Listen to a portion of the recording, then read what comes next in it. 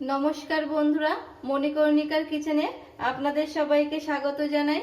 বন্ধুরা, আমি চলে এসেছি আজ মূলোর টকের রেসিপি নিয়ে। বন্ধুরা, আজ এই মূলোর টকের রেসিপিটাই আপনাদের সাথে শেয়ার করব। আর আশা করব বন্ধুরা আপনাদের সকলের আমার আজকের এই রেসিপিটা ভালো লাগবে। আমার রেসিপি ভালো লাগলে আমার চ্যানেলটিকে সাবস্ক্রাইব করবেন, আমার পাশে থাকবেন এবং আমাকে সাপোর্ট করবেন। চলুন বন্ধুরা রেসিপিটা শুরু করি। বন্ধুরা, প্রথমে আমি 3খানা মূলো নিয়েছি, নিয়ে এইরকম চাকা চাকা করে কেটে নিয়েছি, ভালো করে ধুয়েও নিয়েছি। এবার আমি একটা কড়াই বসাবো।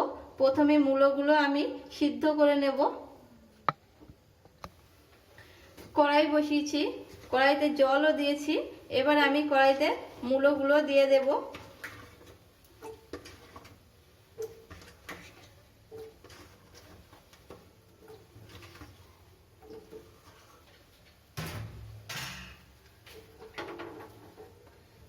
দিয়ে আমি ভালো করে সিদ্ধ করে নেব। আমার মূলো ভালোভাবে সিদ্ধ করে নেওয়া হয়ে গেছে।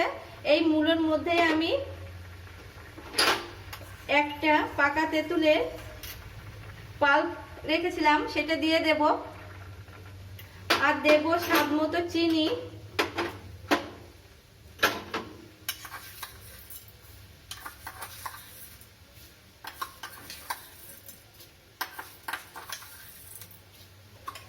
দিয়ে আমি ভালো করে ফুটিয়ে নেব।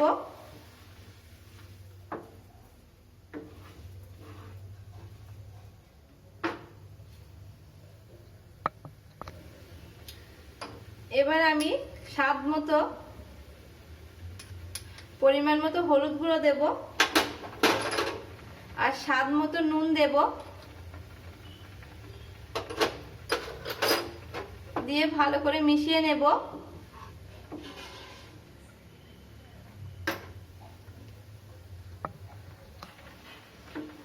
আমি মূলোর টক ভালোভাবে ফুটিয়ে নিয়েছি। এবার আমি নামিয়ে নেব। আমি আবার কড়াই বসিয়েছি। আমি টকে এবার ফোড়ন দেব। তার জন্য কড়াইতে তেল দেব। তেল দেওয়ার পর আমি 3টে গোটা শুকনো লঙ্কা ফোড়ন দেব।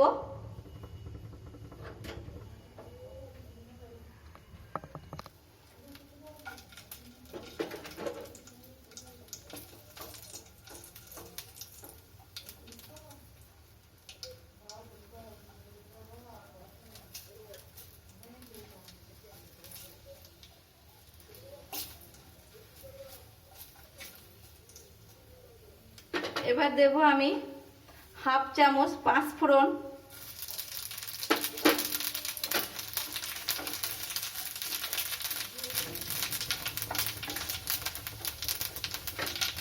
এবার আমি টক নামিয়ে রেখেছিলাম, সেই টকগুলো দিয়ে দেব।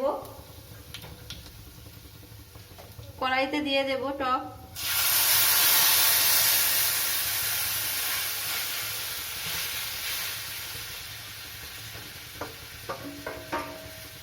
দিয়ে আমি একটু নাড়াচাড়া করেই নামিয়ে নেব।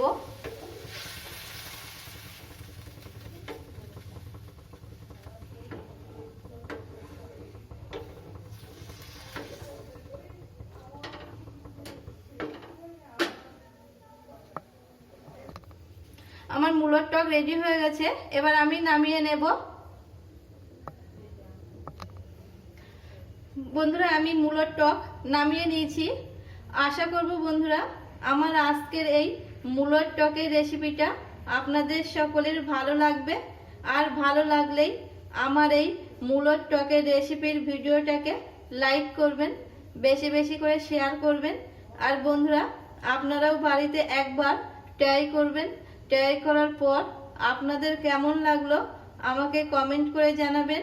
আর বন্ধুরা, আমার নতুন রেসিপির আপডেট পেতে পাশে থাকা বেল আইকনটি চাপতে ভুলবেন না। নমস্কার বন্ধুরা, আজ এই পর্যন্ত। ফিরে আসবো পরের দিন নতুন কোনো রেসিপি নিয়ে।